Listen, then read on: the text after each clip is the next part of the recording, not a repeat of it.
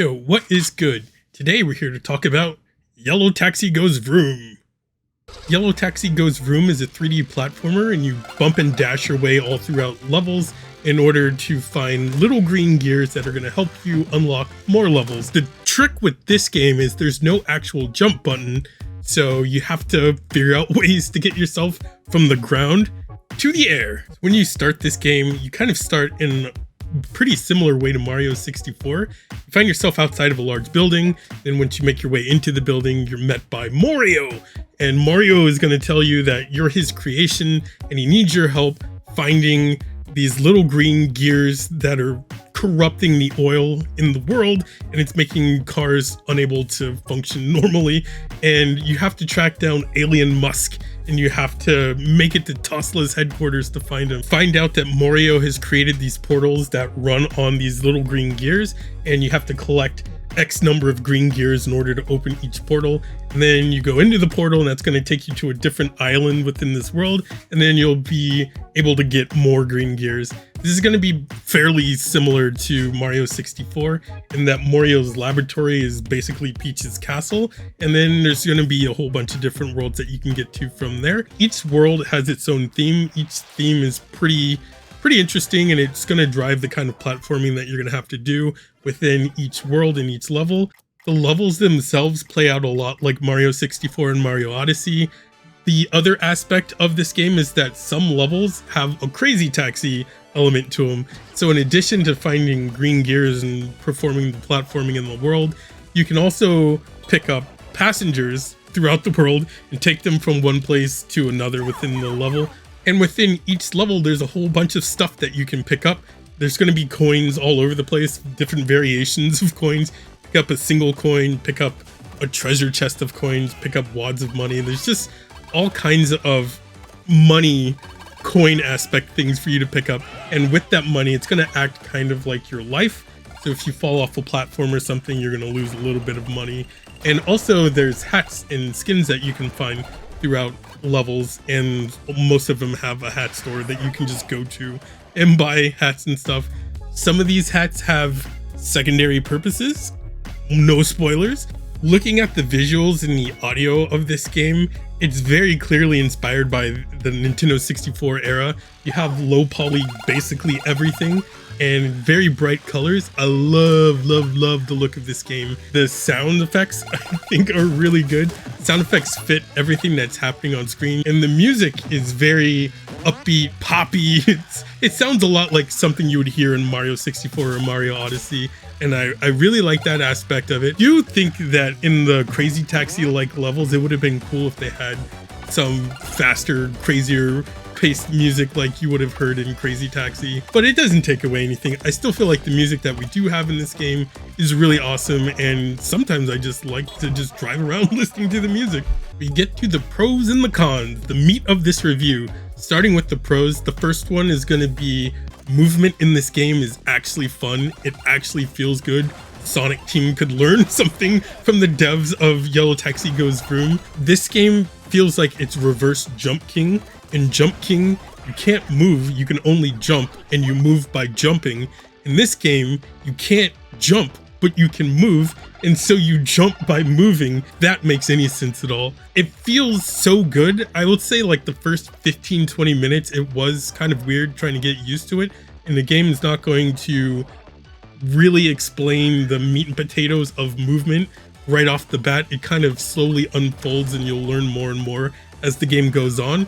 But the first thing you will notice when you start playing this game is you can vroom, like you really do move pretty quickly, and you can stop on a dime.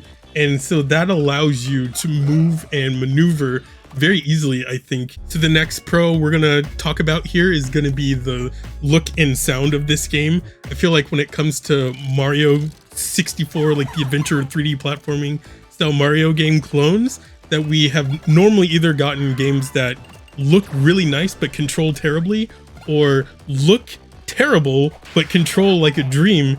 And very rarely, I can't even think of an example actually, have we gotten a game that looks good and plays good. But here with Yellow Taxi Goes Vroom, I feel like this game looks amazing, it controls amazing, the sounds are amazing, and it's just like, it's firing on all cylinders, and I love that about this. The next pro we're going to talk about is level design. You would think in a game where you're driving a taxi that can only drive forward and backwards and maybe do a couple of fun things outside of that, that you would be fairly limited in what you could do as far as game design goes. But somehow they have made a game that feels like you're playing a Mario adventure game, a 3D platforming Mario game with this car, and it just never stops feeling good.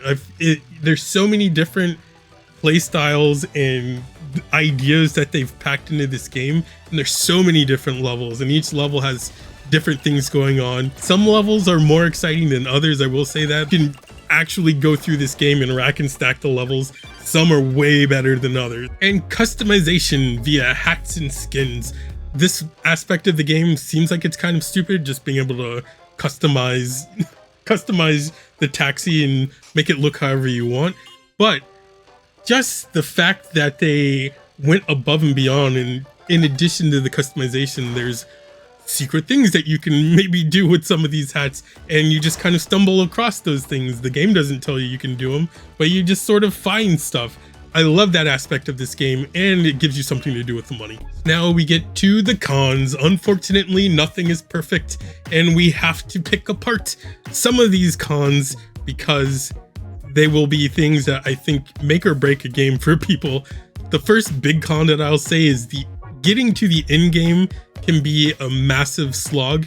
It feels like, especially if you're not very good at the platforming in this game, everything is going to be gate kept like it is normally done in a 3D platformer, and so you're going to have to reach X number of gears in order to get to the end game. And most levels are going to have basically 3 tiers of gears. The very easy low-hanging fruit gears where it's just, you literally drive up to them and take them. And then like the middle tier ones where it's going to require some amount of platforming to do. And then the top tier ones that are going to be the hardest to get and require you to do the hardest platforming. Towards the end feels a lot like the platforming turns towards Dark Side and Darker Side. If you ever did that in Mario Odyssey, it's going to be a little bit more advanced platforming, but it's very fulfilling and fun. I feel like once you actually reach that gear, you're going to be like, yes, I got it. The next con we're going to talk about is the one thing that I think they might have been inspired by Sonic Team from, and it is just a certain type of platforming that you have to do in some of the levels. It's not fun to do. It's not consistent. It's going to involve having to dash in the air and target a specific thing and like have that thing lock onto the taxi in order to dash to another one. And it's a thing in Sonic games that I have found that's always like a point of contention for me, and it's another one in this game. It's so frustrating that it's going to be part of this aerial platforming, and it just was never consistent, and I hated it so much. The next con we're going to talk about is unfortunately boss fights. In Mario 64 and Mario Odyssey, it feels like boss fights were the thing that you're always kind of working towards in a world, and they're their own event and pretty fun puzzles to figure out themselves. In this game, they're just sort of there. They're not great, but they're not terrible.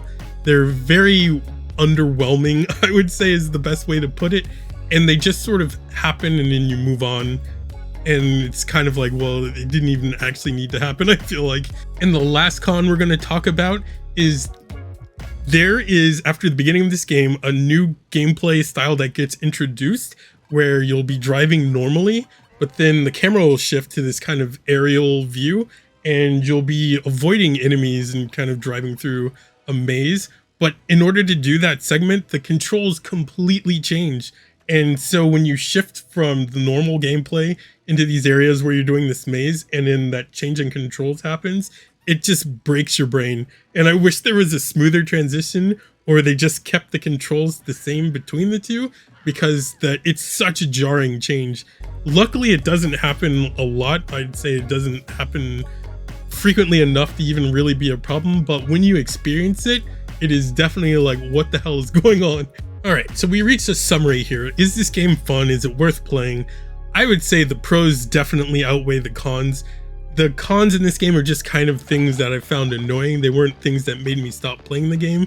And in fact, I just wanted to keep playing this game because I found it to be really fun. And I think ultimately a lot of people will be able to get over these cons just like I did. They do exist, and I think that's the thing that keeps this from being kind of like god tier 3D platformer up there with Mario 64 and Mario Odyssey. But it's a very good game and a very good 3D platformer. I really like this game a lot. It was made by like two brothers, I think. I'll never stop being amazed at what indie devs are putting out there these days. It's like a $15, $16 game on Steam. I think it's only available on Steam. I bought it at normal price. I felt like I got my money's worth out of it. And so I could feel comfortable recommending this game to people at the current price and saying you'll probably enjoy this game a lot. I believe there's also a demo. So if you want to just try this game out and see if it's for you, you can just try the demo and go from there. Right, thanks for checking out this review and making it this far.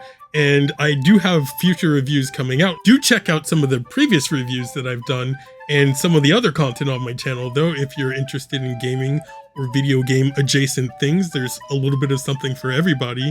But until the next time, take it easy out there and deuces.